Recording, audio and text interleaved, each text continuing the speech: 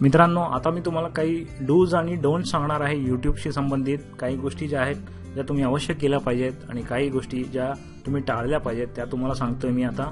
पहिल्यांदा बघूया dos. Branding करणं इम्पॉर्टंट आहे. तुमच्या यूट्यूब चॅनलचं ब्रँड बनवणं इम्पॉर्टंट आहे. यूट्यूब चॅनलला वरती एक मोठी हेडर इमेज असते ती द्या. चांगला लोगो वापरा. थंबनेल्स चांगल्या द्या. थंबनेल्स म्हणजे व्हिडिओचं जे चित्र तुम्हाला दिसतं, जे बघून आपण त्या व्हिडिओवर क्लिक करतो त्याला थंबनेल्स म्हणतात. जसं आपण पुस्तकाचं एखाद्या कव्हर आकर्षक असेल तर ते पुस्तक नक्की ओपन करून बघतो. व्हिडिओचं पण तसंच आहे. आणि सगळ्यात सोपी गोष्ट याच्यासाठी करायची आहे ती म्हणजे तुम्हाला स्टडी करायची आहे. यूट्यूबवर जा.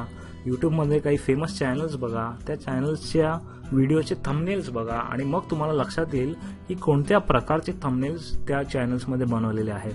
तशा प्रकारचे थंबनेल्स तुम्ही देखील बनवायला सुरू करा. लक्षात ठेवा, पुस्तकाचं कव्हर हे पुस्तकाच्या विक्रीतलं 50% काम करत असतं आणि तुमच्या व्हिडिओचं थंबनेल हा तुमचा व्हिडिओ क्लिक करण्यासाठी 50% लोकांना टेम्प्ट करत असतं. त्यामुळे थंबनेल एक चांगलं असणं खूप आवश्यक आहे. त्यानंतर प्लेलिस्ट बनवा. हा थोडा ॲडव्हान्स टॉपिक आहे, परंतु जेव्हा तुम्ही व्हिडिओ अपलोड करत असता यूट्यूबमध्ये तर एका विषयाशी सुसंगत असे व्हिडिओ तुम्ही प्लेलिस्टमध्ये ॲड करू शकता.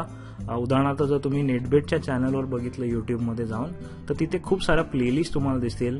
वेब डिझायनिंगशी संबंधित व्हिडिओची एक प्लेलिस्ट, एक्सेलशी संबंधित व्हिडिओची प्लेलिस्ट, वर्ड डॉक्युमेंटशी संबंधित व्हिडिओची प्लेलिस्ट, सोशल मीडियाशी संबंधित प्लेलिस्ट, अशा प्रकारचे.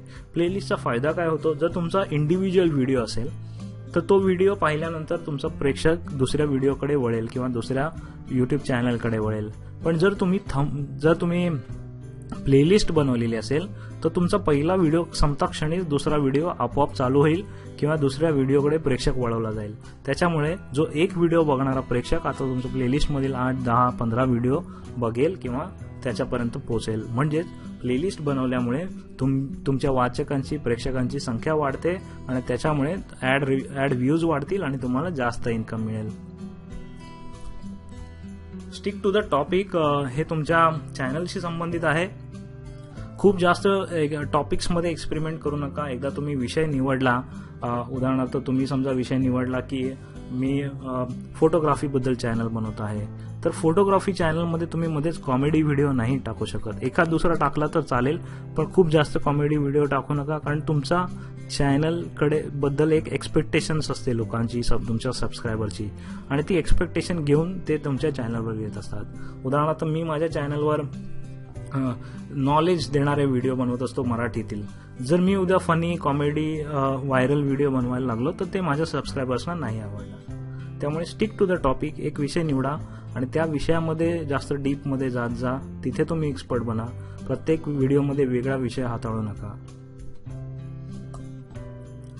हा सगळ्यात महत्वाचा पॉइंट आहे की त्या व्हिडिओला तुमची पर्सनॅलिटी पाहिजे, तुमचा मेसेज पाहिजे, त्याच्यामध्ये तुमचं एक चित्र प्रेक्षकाच्या मनात तयार झालं पाहिजे, एक प्रतिमा तयार झाली पाहिजे.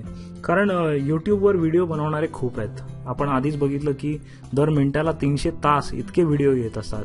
त्यामुळे जोपर्यंत तुम्ही डिफरेन्शिएट करणार नाही, तुमचा व्हिडिओ लोकांना भावणार नाही, तोपर्यंत तुमचं चॅनल कधीही पुढे जाणार नाही. त्याच्यामुळे नुसतं कंटेंट देणं महत्त्वाचं नाही आहे, तर त्या कंटेंटसोबत तुमचं अशी पर्सनॅलिटी असणं, तुमचा त्याला टच असणं महत्त्वाचं आहे. त्याच्याकडे लक्ष द्या. व्हिडिओ आणि ऑडिओ क्वालिटी चांगली असली पाहिजे, याच्यामध्ये कॉम्प्रोमाइज बिलकुल करू नका. खूप चांगला लाईट पाहिजे. ज्या ऑब्जेक्टमध्ये तुम्ही शूटिंग करताय अंधारात करू नका. हाय डेफिनेशन कॅमेरा वापरा आणि एका माईकवर इन्व्हेस्टमेंट करा. That investment is worth it. त्याचे पैसे वसूल होतील, परंतु जरूर चांगले इक्विपमेंट्स वापरा. आणि कम्युनिटीशी टचमध्ये राहा, एंगेज राहा. कमेंट्सना रिप्लाय द्या, सबस्क्रायबर्सना थँक्यू बोला, सबस्क्रायबर्सना विचारा की कोणत्या प्रकारचे व्हिडिओ तुम्हाला आवडतील आणि सबस्क्रायबर्स बरोबर सोशल मीडियामध्ये जाऊन फ्रेंडशिप करा. फॉलोवर्स तुमचे त्या मार्गाने तुम्हाला वाढवता येतील. तर हे झाले डूज. आता आपण बघूया काही डोंट्स. सगळ्यात पहिला आणि महत्त्वाचा आणि मोठा, कॉपीराईटचा आदर करा. कुठल्याही प्रकारची चोरी करू नका. कोणाचा म्युझिक व्हिडिओ, कोणाचा बनवलेला व्हिडिओ, कोणाचे इल्लीगल लोगोज कधीही वापरू नका. जे काही मटेरियल असेल, जे काही कंटेंट असेल, तुमचं स्वतःचं ओरिजिनल असलं पाहिजे.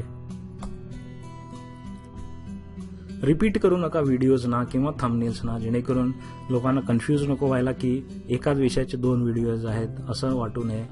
विविध विषय हँडल करा, एकच रिपिटेशन नका असू द्या त्याच्यामध्ये. विविध विषय हँडल करा आणि विविध थंबनेल्स वापरा. टॅग्स वापरणं इम्पॉर्टंट आहे. जेव्हा तुम्ही व्हिडिओ अपलोड करता तेव्हा व्हिडिओच्या खाली टॅग्स विचारले जातात.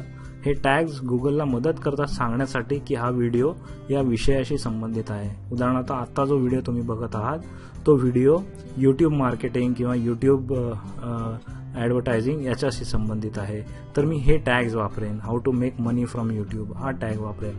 असे टॅग जे हा व्हिडिओ शोधण्यासाठी लोकांना मदत करतील. गुगल अशा प्रकारचे टॅगच्या सहाय्यानेच आपले व्हिडिओ लोकांपर्यंत सर्चच्या माध्यमातून पोहोचवत असतो. त्यामुळे टॅग्स आणि डिस्क्रिप्शन उचित असणं आणि असणं आवश्यक आहे.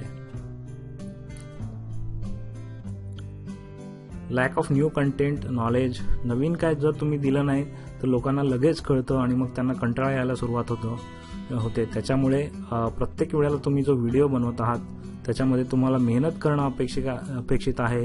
जास्तीत जास्त त्याच्याबद्दल ज्ञान मिळवा. जो व्हिडिओ तुम्ही बनवत आहात त्याच्याबद्दल तुमचं ज्ञान अतिशय उत्कृष्ट असलं पाहिजे. आणि जर तुम्ही त्याच गोष्टी रिपीट करत असाल तर लोकांना लगेच कंटाळा येतो. नवीन काहीतरी देणं आवश्यक आहे. व्हिडिओ लेन्थचं एक गोष्ट तुम्ही लक्षात घेतली पाहिजे. खूप मोठे व्हिडिओ बनवू नका. हल्ली ते कोणीही बघत नाही. 2 ते 3 मिनिटापेक्षा जास्त व्हिडिओ कोणी बघत नाही. 5 मिनिटाचे व्हिडिओ पण लोक हल्ली बघत नाही आहेत. परंतु जर तुमच्या विषयाची गरज असेल तर 5 ते 10 मिनिटापर्यंतचे व्हिडिओ बनवू शकता. जर तुम्ही छोटे व्हायरल व्हिडिओ बनवत असाल तर 2-3 मिनिटाचे व्हिडिओ पुरेसे आहेत. त्याच्यानंतर ब्रॉड कंटेंट एकाच व्हिडिओमध्ये नको असू द्यात. उदाहरणार्थ 1 तासाच्या एका व्हिडिओमध्ये टॉपिक कव्हर करण्यापेक्षा 5-5 मिनिटाचे व्हिडिओ बनवा जे लोकांना कन्झ्युम करायला सोपे जातात आणि विषयवार त्याची रचना देखील होते. जर तुमचा 1 तासाचा व्हिडिओ असेल तर तो फक्त 10, 15, 20 मिनिटच बघितला जातो. कधीही कोणीही पूर्ण व्हिडिओ युट्यूबवर बघत नाही. त्याच्यामुळे कदाचित तुम्हाला सांगण्याचा मुख्य मुद्दा असेल तो त्यात राहून जाईल. उरलेला 30 मिनिटांमध्ये असेल तो आणि जो लोकांनी बघितलाच नाही असा भाग असेल. तसं होऊ नये म्हणून व्हिडिओचे छोटे छोटे भाग करा आणि त्यानुसार ते अपडेट करा. तर मित्रांनो, या होत्या काही सोप्या पण महत्त्वाच्या डूज अँड डोंट्स टिप्स यूट्यूबबद्दल आणि त्या तुम्ही अवश्य पाळा. जर तुम्हाला यूट्यूब चॅनल वाढवायचं असेल, यूट्यूबमधून पैसे कमवायचे असतील, प्रोफेशनल यूट्यूबर व्हायचं असेल तर हे डूज अँड डोंट्स पाळणं गरजेचं आहे. मित्रांनो, नेटबीटच्या माध्यमातून विविध प्रकारची उपयोगी माहिती मराठीत आणण्याचा आमचा नेहमीच प्रयत्न असतो आणि त्यासाठी आम्ही व्हिडिओज बनवत असतो, लेख लिहित असतो आणि इतर ट्युटोरियल्स देखील बनवत असतो. यूट्यूबच्या माध्यमातून आम्ही केलेलं हे काम तुम्हाला आवडत असेल तर या चॅनलला जरूर सबस्क्राईब करा. तुमच्या मित्रांना आणि सहकाऱ्यांना या चॅनलबद्दल जरूर माहिती द्या. जय महाराष्ट्र. धन्यवाद.